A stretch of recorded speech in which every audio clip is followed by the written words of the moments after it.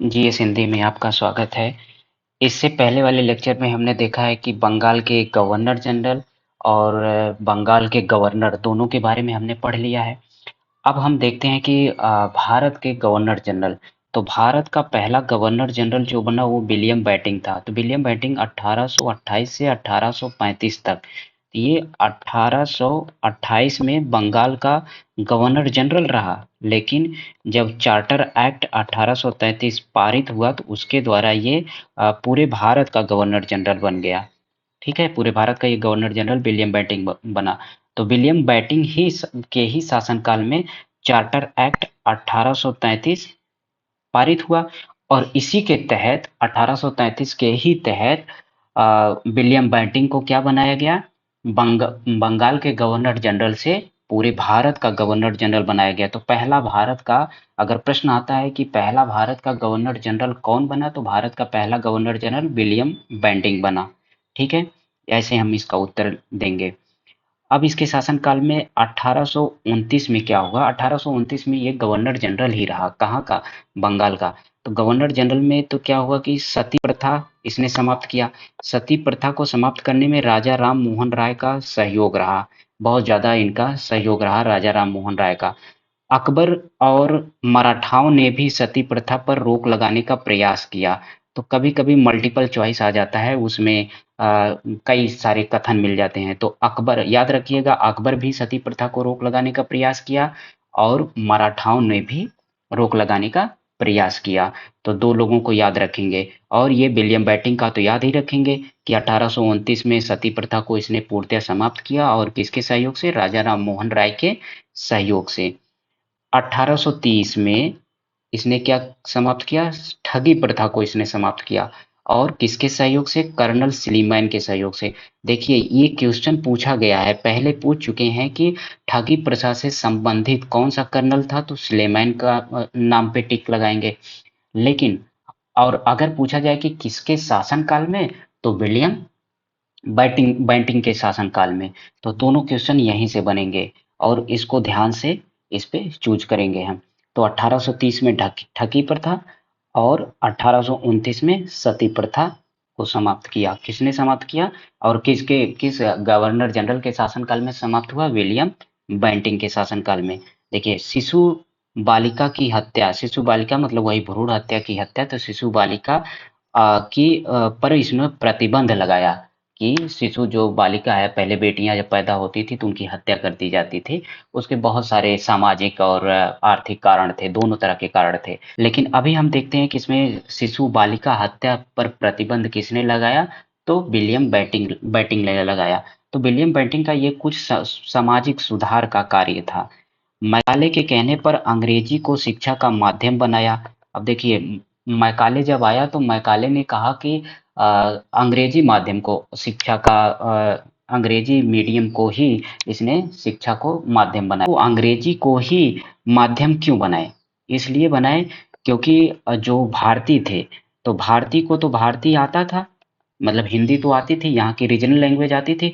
लेकिन वो regional language अंग्रेजों को समझने में कठिनाई होती थी।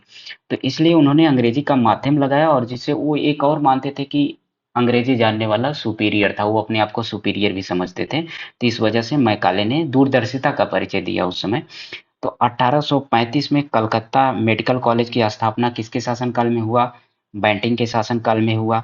अफीम के व्यापार पर नियमित, अफीम के व्यापार को जो है नियमित कर दिया गया। नियमित मतलब होता है कि जो हर जगह से अफीम का व्यापार हो रहा था उसको रोक करके कहीं कहीं से करने लगा। स्पेसिफिक जो प्लेसेस थे उन उन स्थानों पर अफीम का व्यापार करने के लिए कहा गया। जैसे कि मुंबई के बंदरगाह से निर्यात करने का अधिकार दिया गया कि आप मुंबई से कर सकते हैं। तो गुजरात और केरला के जो बंदरगाह थे वहां पर रोक लगाई गई। ठीक है, तो अब इसके बाद बना चार्ल्स मेटकैफ। चार्ल्स मेटकैफ सिर्फ एक वर्ष के लिए आ, भारत का गवर्नर जनरल बन करके आया। तो भारत के गवर्नर जनरल एक वर्ष के लिए बना, तो इसने क्या काम किया, प्रेस के नियंत्रण को इसने हटा दिया। इसीलिए इसे कहा जाता है कि भारतीय प्रेस का मुक्तिदाता। तो ये प्रश्न बहुत बार पूछा गया, भारतीय प्रेस का मुक्तिदाता कौन था, वो था चार्ल्स मेटकॉफ। याद रखेंगे इसको। लॉर्ड ऑकलैंड की बात करते हैं तो लॉर्ड ऑकलैंड 1836 से 1842 तक भारत का गवर्नर जनरल रहा। प्रथम आंग्ल युद्ध इसी के समय शुरू हुआ था। किसके समय? ऑकलैंड के 1836 से 1842। और प्रथम आंग्ल अफगान युद्ध जो शुरू हुआ 1839 से 1842 ईस्वी में। ठीक है, आंग्ल अफगान युद्ध चला ऑकलैंड के शासनकाल में। 1839 में कलकत्ता से दिल्ली जीटी रोड की मरम्मत किया। तो जीटी रोड की मरम्मत कलकत्ता से दिल्ली के लिए 1839 ईस्वी में ऑकलैंड के समय हुआ था। जीटी रोड के बारे में जानते हैं, यह शेरशाह सूरी ने बनवाया था। Ground track road. लॉर्ड एलिनबरो, इसके बाद भारत का गवर्नर जनरल बना लॉर्ड एलिनबरो। 1842 से 1844 के लिए ये बना। प्रथम आंग्ल अफगान युद्ध समाप्त हुआ। देखिए, प्रथम आंग्ल अफगान युद्ध शुरू कब हुआ था? 1839 से 1842 ईस्वी के बीच में शुरू हुआ था। और ये किसके शासनकाल में शुरू हुआ था? ऑकलैंड के शासनकाल में शुरू हुआ था। लेकिन ये खत्म किसके शासनकाल में हुआ? एलिन बरो के शासनकाल में। इसको याद रखेंगे। दास प्रथा का उन्मूलन, इसको बहुत तरीके से याद रखेंगे, मतलब बहुत जबरदस्त क्वेश्चन है, इसमें कंफ्यूजन बहुत ज्यादा होता है एग्जाम में। तो दास प्रथा हुआ, ठगी प्रथा हुआ, और सती प्रथा हुआ, इन सब का मतलब क्रम याद रखेंगे। तो दास प्रथा का उन्मूलन किसके शासनकाल में हुआ? लॉर्ड एलिनबरो के शासनकाल में दास प्रथा का उन्मूलन हुआ 1843 के एक्ट में। ठीक है, ये इसको याद रखेंगे। 1843 में रविवार की छुट्टी की शुरुआत हुई। तो रविवार की छुट्टी की शुरुआत किसके शासनकाल में हुआ? लॉर्ड एलिनबरो के शासनकाल में शुरुआत हुई। तो ये भी इसको याद रखेंगे। 1843 में रविवार की छुट्टी का शुरुआत हुआ। लॉर्ड हार्डिंग के बारे में पढ़ते हैं। इसके बाद भारत का गवर्नर जनरल कौन बना? लॉर्ड हार्डिंग बना 1844 से 1848 तक। प्रथम आंग्ल सिख युद्ध भी शुरू हो गया 1845 से 1846 के बीच में, प्रथम आंग्ल सिख युद्ध। तो प्रथम आंग्ल सिख युद्ध कब समाप्त हुआ? लाहौर की संधि पर समाप्त हुआ। ठीक है, इसको याद रखेंगे। लाहौर की क्या हुई? संधि हुई, तब जाकर के प्रथम आंग्ल सिख युद्ध समाप्त हुआ 1801। लाहौर की संधि कब हुई थी? 1846 में। नर बलि प्रथा मतलब मानव बलि प्रथा पर भी हार्डिंग ने प्रतिबंध लगाया। तो दो चीजें हार्डिंग के एक शासनकाल में याद रखेंगे। एक, प्रथम आंग्ल युद्ध शुरू हुआ था और वो खत्म भी हुआ था 1846 के लाहौर की संधि पर। और मानव बलि प्रथा जो थी उस पर इसने प्रतिबंध लगाया। किसने प्रतिबंध लगाया? लॉर्ड हार्डिंग ने प्रतिबंध लगाया। अब देखते हैं लॉर्ड डलहौजी, जो कि जितने भी भारत के गवर्नर जनरल थे उसमें सबसे खतरनाक और सबसे ज्यादा शासन भी इसने किया, और बहुत तरीके से इसने शासन किया। तो लॉर्ड डलहौजी 1848 से 1856, इसका ये ईयर याद रखेंगे। याद करने के क्रम में 48 से 56 याद रखेंगे। इसने 8 सालों तक शासन किया। तो लॉर्ड डलहौजी की बात करते हैं तो इसने सबसे पहला अपना सिद्धांत लेके आया, डॉक्ट्रिन ऑफ लैप्स, मतलब विलय की नीति। व्यापकगत सिद्धांत भी इसे कहते हैं और विलय की नीति भी इसे कहते हैं। तो सबसे पहले विलय की नीति में कौन सबसे पहले विलय की नीति में आया? तो सतारा। तो 1848, ये पूरा क्रम याद रखेंगे कि विलय की नीति में डलहौजी के व्यापक सिद्धांत में सबसे पहला जो राज्य था, सबसे पहले जो प्रांत था जो अंग्रेजों के अधीन आया, सतारा 1848। दूसरा था जैतपुरा बुंदेलखंड का क्षेत्र और संभलपुर उड़ीसा का क्षेत्र, ये 1849। बघाट हिमाचल प्रदेश का है 1850 में। उदयपुर एमपी में है, ये है 1852। झांसी 1853, अंग्रेजों के शासनकाल में, अंग्रेजों के शासन में आ गया झांसी। अवध को कुशासन का आरोप लगा करके 1856 में, ये देखिए 1856 में अवध को कुशासन का आरोप लगा करके उसने अपने अधीन कर लिया। और उस समय, जिस समय अवध पर कुशासन का आरोप लगा करके डलहौजी ने उसे अपने अधीन किया, उस समय अवध का नवाब कौन था? वाजिद अली शाह। इंपॉर्टेंट है, याद रखेंगे ध्यान से कि अवध का नवाब उस समय कौन था? वाजिद अली शाह। और यही वाजिद अली शाह अवध का अंतिम नवाब बना। द्वितीय आंग्ल युद्ध भी डलहौजी के समय हुआ 1848 से 1849 के बीच में द्वितीय आंग्ल युद्ध हुआ, ठीक है। और द्वितीय ही आंग्ल युद्ध में पंजाब को ब्रिटिश में मिला लिया गया, ठीक है। पंजाब को ब्रिटिश शासन में कब मिलाया गया? 1849 में, याद रखेंगे। बहुत इंपॉर्टेंट है, ये पूछ चुका है पहले में, ठीक है। कोहिनूर हीरा महारानी विक्टोरिया को यहीं से भेज दिया गया, ठीक है। द्वितीय आंग्ल वर्मा युद्ध, डलहौजी के समय द्वितीय आंग्ल वर्मा युद्ध हुआ, और जो निम्न आंग्ल वर्मा मतलब छोटा जो वर्मा वाला पार्ट था, उसे 1852 में अंग्रेजों ने अपने अधीन ले लिया, ठीक है। 1852 का मतलब होता है कि डलहौजी के ही समय। 1850 में सिक्किम पर अधिकार किया, और सिक्किम पर जो अधिकार किया वो बड़ा बड़ा दिलचस्प है। कैसे? वहां पर दो अंग्रेज डॉक्टर गए, तो उन पर आरोप लगा दिया कि किस प्रकार से आरोप लगाया, कि मतलब उनके ऊपर आरोप लगाया, उन आरोप के द्वारा उसने पूरे सिक्किम को अपने में मिला लिया। सोचिए किन किन तरीकों से, कौन कौन से हथकंडे अपना करके वो राज्यों को अपने अधीन डलहौजी कर रहा था। जैसे अवध को देख लीजिए, उसने कहा कि यहाँ पे बहुत ज्यादातर कुशासन है, और प्रशासन बहुत ज्यादा गड़बड़ है, कानून व्यवस्था बहुत ज्यादा गड़बड़ है, तो उसके अधीन पर अवध को भी उसने अपने मिला लिया, ठीक है। और ऐसे ही 1850 में सिक्किम पर भी उसने दो डॉक्टरों को पर आरोप लगा करके अपने में अधीन कर लिया। 1852 में इनाम कमीशन की स्थापना कर दी उसने, और इनाम कमीशन में क्या हुआ, जो भूमि रहित, जो भूमि कर रहित थी, जिस भूमि पर कर नहीं मिल रहा था, उन ऐसे जागीरों को पता लगा करके उन्हें छीन लेता था, अपने में लेता था। 1854 अब आया, 1854 में वुड डिस्पैच लागू किया, कौन? डलहौजी ने। तो याद रखेंगे, ये हम डलहौजी का ही शासनकाल पढ़ रहे हैं। तो भारत का जो अंतिम गवर्नर जनरल डलहौजी बनेगा। तो 1854 में वुड डिस्पैच लागू हुआ, और वुड डिस्पैच में कलकत्ता, मद्रास और बम्बई में एक एक विश्वविद्यालय बना वुड डिस्पैच के माध्यम से। और वुड डिस्पैच को ही भारत की शिक्षा का मैग्ना कार्टा कहा गया, मैग्ना कार्टा कहा गया, क्योंकि इसमें महिलाओं के लिए भी शिक्षा का अधिकार दिया गया, और कई जो शिक्षा का माध्यम था, शिक्षा की जो नीति थी वो लागू हुई। तो 1854 वुड डिस्पैच लागू हुआ किसके शासनकाल में? लॉर्ड डलहौजी के शासनकाल में। और कलकत्ता, मद्रास और बम्बई में एक एक विश्वविद्यालय का निर्माण हुआ, और इसे भारत की शिक्षा का मैग्ना कार्टा कहा जाता है। तो इसको हम याद रखेंगे। डलहौजी को भारत में रेलवे का जनक माना जाता है। अब देखिए कुछ इसके जो विकासशील कार्य हैं उनके बारे में हम देखते हैं। तो भारत में रेलवे का जो विकास किया वो कौन किया? डलहौजी ने।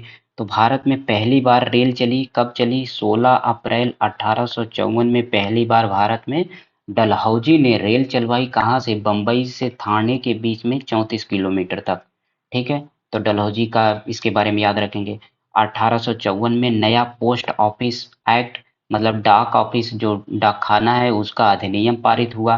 भारत में पहली बार डाक टिकट का प्रचलन हुआ 1854 में।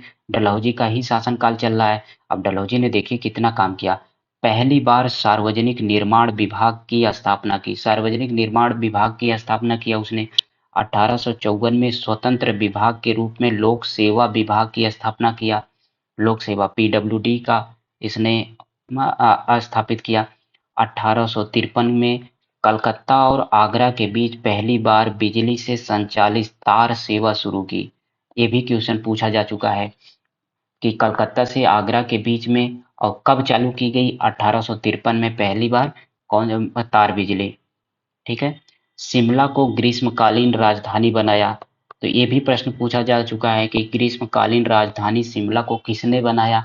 तो डलहौजी ने बनाया, इसको हम याद रखेंगे। अब देखते हैं 1853 का चार्टर एक्ट।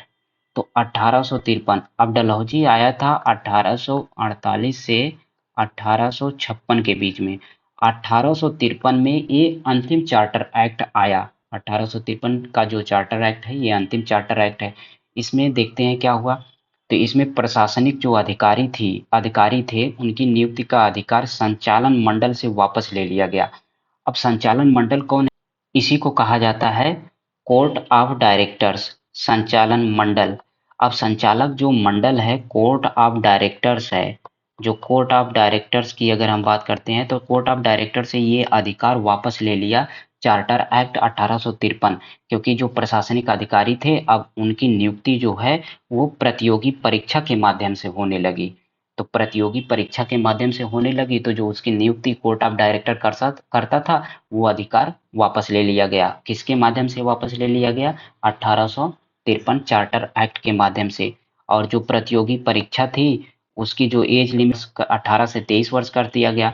और ये पहले भारतीय जिन्होंने 1863 में लंदन में सिविल सेवा परीक्षा पास की वो कौन थे? सत्येंद्र नाथ टैगोर। इनका नाम हम याद रखेंगे, सत्येंद्र नाथ टैगोर का नाम याद रखेंगे। किस लिए याद रखेंगे? क्योंकि ये ऐसे पहले भारतीय थे जिन्होंने 1853 में लंदन में हुई जो सिविल सेवा परीक्षा है उसमें इन्होंने सफलता प्राप्त की। 1822 से इलाहाबाद में, इलाहाबाद और लंदन दोनों जगह सिविल सेवा की परीक्षा होने लगी। तो ठीक है, ये आयोजन जो है 18 इलाहाबाद में सिविल सेवा की परीक्षा कब से स्टार्ट हुई? 1922 से। कब से? 1922 से, ये याद रखेंगे। हिंदू विधवा पुनर्विवाह अधिनियम 1856, हिंदू विधवा पुनर्विवाह अधिनियम 1856 किसके शासनकाल में? अभी भी डलहौजी है, हम डलहौजी के बारे में ही पढ़ रहे हैं। तो डलहौजी के समय ही हिंदू विधवा पुनर्विवाह अधिनियम 1856 लागू हुआ और ये ईश्वर चंद्र विद्यासागर के प्रयासों से पारित हुआ। देखिए यहाँ पर हम ये क्रम याद रखेंगे कि हिंदू विधवा पुनर्विवाह अधिनियम 1856, जो विधवा पुनर्विवाह की जब बात आती है तो ईश्वर चंद्र विद्यासागर का नाम हम याद रखेंगे कि विधवा पुनर्विवाह अधिनियम 1856 लागू कराने में किनका प्रयास था? ईश्वर चंद्र विद्यासागर का। लेकिन जब सती प्रथा की बात आती है तो 1829 में राजा राम मोहन राय का नाम याद रखेंगे। ठीक है। धार्मिक निर्योग्यता अधिनियम 1856, तो धार्मिक निर्योग्यता अधिनियम भी डलहौजी के समय आया। तो डलहौजी ने निर्योग्यता अधिनियम 1856 पारित किया। और ये क्यों पारित किया? धार्मिक निर्योग्यता की क्या जरूरत पड़ गई? क्योंकि उस समय जो भारतीय थे उन्हें ईसाइयों में कन्वर्ट किया जा रहा था।